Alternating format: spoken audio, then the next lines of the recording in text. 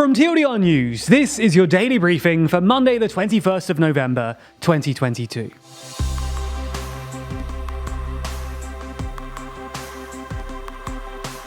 Good afternoon. Today we're going to be talking about the start of the 2022 World Cup, as well as discussing 3 other important news stories from around the world, and talking about how number 10 and Buckingham Palace plan to stop Boris Johnson. But first, the Qatar 2022 World Cup.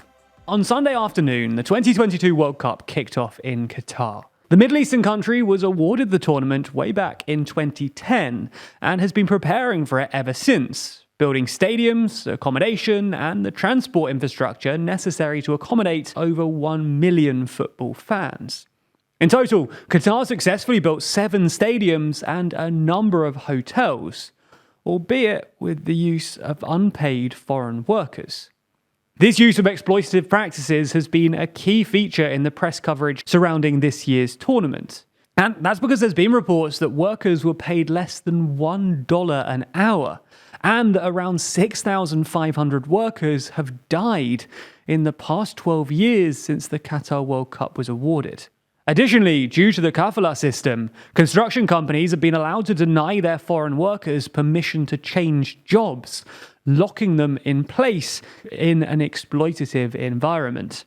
Now, nominally, this practice was outlawed in 2020 after much international backlash, but the Human Rights Watch have claimed that despite this, migrant workers still face arrest and deportation for leaving their employer without permission. Unfortunately, migrant workers aren't the only group that face oppression in Qatar. Homosexuality and sex outside of marriage are illegal in the country and are classified as a hudud crime, which means that Muslim homosexuals have been known to face flogging and even death as a punishment. Now, the Qatari government have denied this claim and have even said that they will tolerate foreign members of the LGBTQ+ community for the duration of the tournament. But questions remain as to whether the community will really be safe over the next weeks, let alone beyond the tournament's extension. Moreover, women in Qatar also face discrimination, with laws being used to punish women who have sex outside of marriage.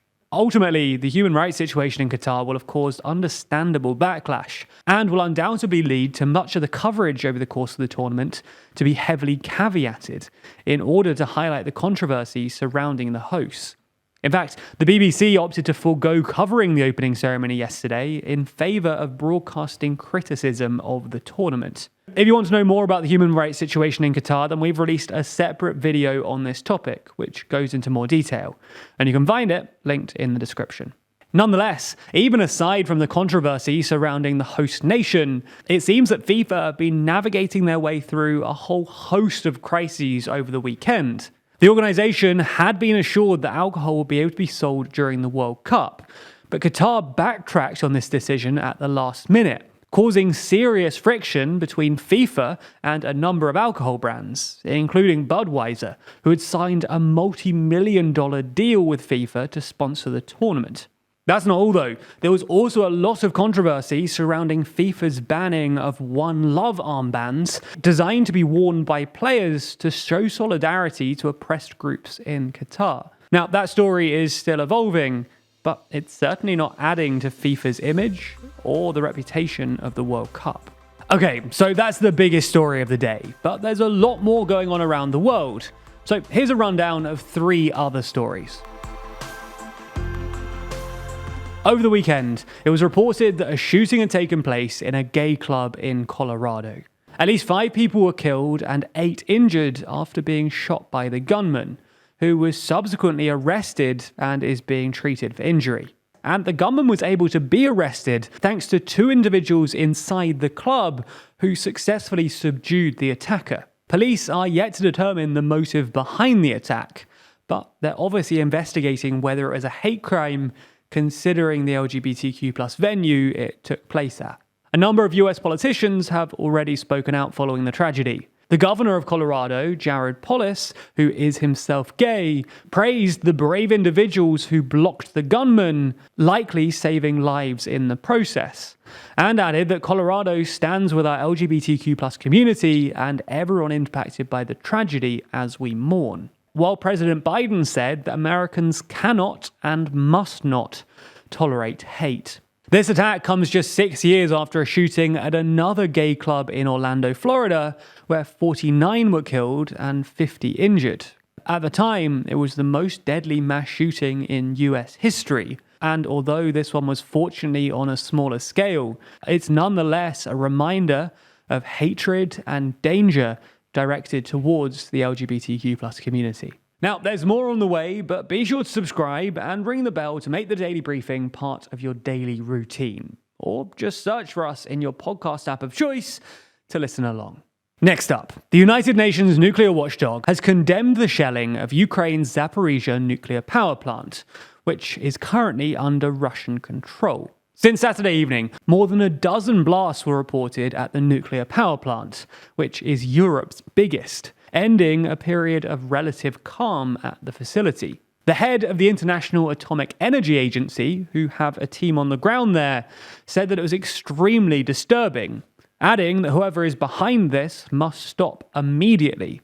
You're playing with fire. Now, damage to some buildings, systems, and equipment have been reported, but nothing so far has been critical for nuclear safety and security. Now, as with earlier strikes to the plant, both Russia and Ukraine accused each other's forces of hitting the plant, which is on the front line of the current conflict. The plant itself is currently occupied by Russian forces, while Ukraine controls the territory across the Dnieper River. But regardless of whose fault it is, it's certainly worrying to see a nuclear power plant at the front line of a conflict. Next, one of Twitter's most controversial and prolific posters, former President Donald Trump, has been officially unbanned from the social media platform by the company's new owner, Elon Musk. Musk remarked that the people have spoken after holding a poll in which 51.8% of some 15 million voters voted in favor of reinstating Trump's account, which was banned in the wake of the January 6, 2021 attack on the US Capitol, in order to prevent further incitement of violence. But don't assume that you'll see any new tweets from the ex-president anytime soon. He's so far snubbed Twitter, saying, "I don't see any reason for it," when he was asked if he'd return to the platform.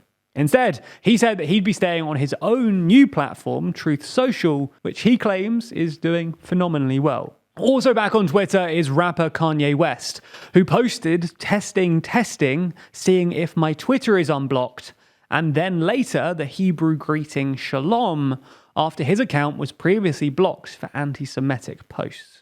For our final story today, the US Federal Drug Administration has approved for the first time a drug to delay the onset of type 1 diabetes.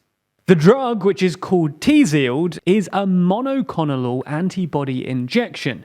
In effect, it works by preventing the body's immune system from mistakenly attacking the cells in the pancreas which make insulin, and as such, it delays the onset of type 1 diabetes.